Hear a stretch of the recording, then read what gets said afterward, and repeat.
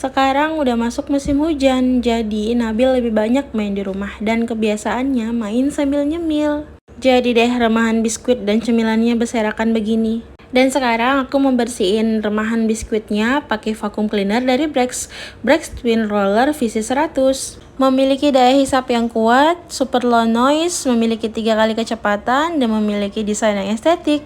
Kalau bersih-bersih pakai vacuum cleaner merek lain sering mencium bau gosong atau bau nggak sedap. Dulu kepancing sama harga yang murah, malah dapat kualitas yang nggak bagus. Kalau pakai Brex nggak ada tuh bau gosong atau bau apapun karena fungsi hebat dari HEPA filternya yang menjamin partikel debu terhisap semua.